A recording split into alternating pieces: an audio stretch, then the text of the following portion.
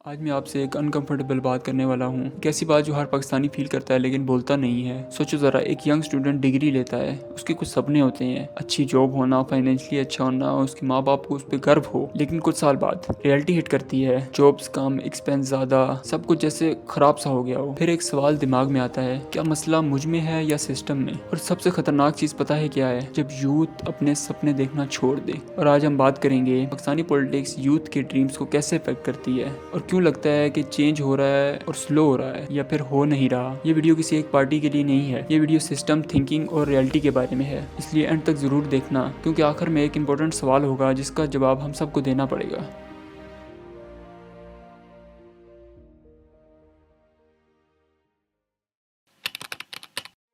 दोस्तों, पाकिस्तान दुनिया की यंगेस्ट कंट्री में काउंट होता है। लाखों नौजवान हर साल यूनिवर्सिटी और कॉलेज से ग्रेजुएट होते हैं। लेकिन प्रॉब्लम क्या है? डिग्री मिल जाती है, अपॉर्चुनिटीज मिल जाती हैं। बहुत से नौजवान सालों तक जॉब्स के लिए अप्लाई करते हैं। कुछ फ्रीलांसिंग या स्मॉल बिजनेस की तरफ जाते हैं, कुछ फॉरेन कंट्री का प्लान बनाते हैं, कोई यूके, कोई दुबई, कोई सऊदीया, कोई किधर चला गया, कोई किधर चला गया, और कुछ इवेंचुअली होपलेस फील करना शुरू कर देते हैं। अब सवाल ये है, ये फ्रस्ट्रेशन सिर्फ इकोनॉमी की वजह से है या पॉलिटिक्स का भी रोल है? सच ये है, पॉलिटिक्स सिर्फ इलेक्शन का नाम नहीं होता। पॉलिटिक्स डिसाइड करती है एजुकेशन कैसा होगा, जॉब्स क्रिएट होंगी कि नहीं, बिजनेस करना इजी होगा या मुश्किल, इन्फ्लेशन कंट्रोल होगी या नहीं, यूथ को अपॉर्चुनिटीज मिलेंगी या स्ट्रगल। और जब पॉलिटिक्स वीक होती है तो सबसे पहला इम्पैक्ट यूथ पर आता है। लेकिन असली प्रॉब्लम शायद करप्शन भी नहीं। और यहाँ स्टोरी और इंटरेस्टिंग होती है।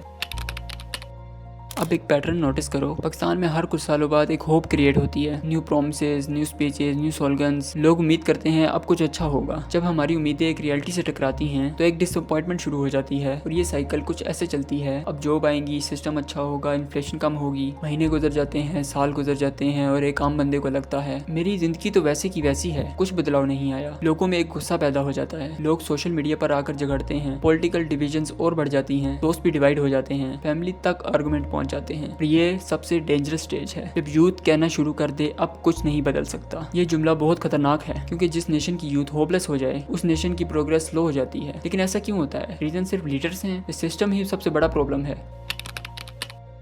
पाकिस्तान में बहुत सी पॉलिटिक्स लॉन्ग टर्म कंटिन्यू नहीं होती। एक गवर्नमेंट आती है, दूसरी आके प्रीवियस प्लान सब चेंज कर देती है। इसका नतीजा क्या होता है? इसका नतीजा ये होता है कि हम अपनी कंसिस्टेंसी मिसिंग कर देते हैं। और जब लॉन्ग टर्म प्लानिंग नहीं होती तो सबसे ज्यादा नुकसान यूथ का होता है। हम बहुत दफा पॉलिसीज डिस्कस नहीं करते, हम सिर्फ पर्सनैलिटी डिस्कस करते हैं। हम पूछते हैं कौन लीडर अच्छा है, लेकिन शायद हमें पूछना चाहिए कौन सी पॉलिसी जॉब क्रिएट करेंगी, कौन सी पॉलिसी एजुकेशन इंप्रूव करेगी। पॉलिटिक्स इमोशनल स्पोर्ट से नहीं, स्ट्रॉन्ग सिस्टम से इंप्रूव होती है। कभी लैंग्वेज, कभी प्रोविंस, कभी आइडियोलॉजी, कभी क्या इशू, कभी क्या इशू, कभी क्या इशू। हम इतने डिवाइड हो चुके हैं कि मसले पीछे रह गए हैं, जैसे job, economy, education, health care, justice. और जब आवाम डिवाइड हो तो अकाउंटेबिलिटी नेचुरली वीक हो जाती है। इलेक्शन के दौरान यूथ बहुत अहम किरदार अदा करती है। Social media campaigns, motivational speeches, बड़े बड़े प्रोमिसेस। लेकिन इलेक्शन के बाद बहुत से लोगों को ये फील होता है, क्या हमारी आवाज वाकई ही इंपॉर्टेंट थी या सिर्फ वोट तक? ये फीलिंग हमारे ट्रस्ट को बहुत नुकसान देती है। अब सवाल ये है, क्या सोल्यूशन सिर्फ कंप्लेन करना है या सच में कुछ सही हो सकता है?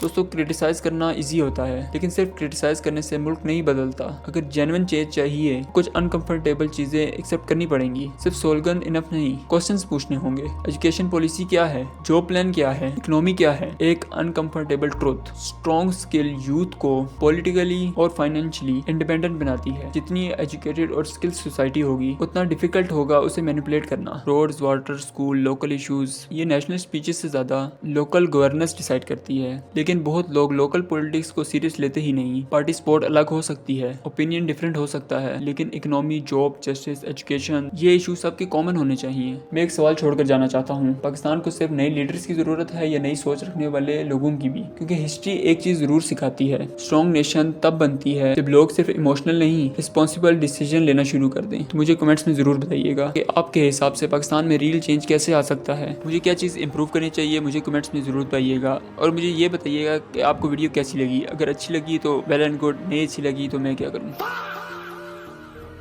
वीडियो पसंद आई तो लाइक और शेयर जरूर कीजिएगा। अपना ख्याल रखिए और उम्मीद कभी मत छोड़िए। अल्लाह हाफिज़।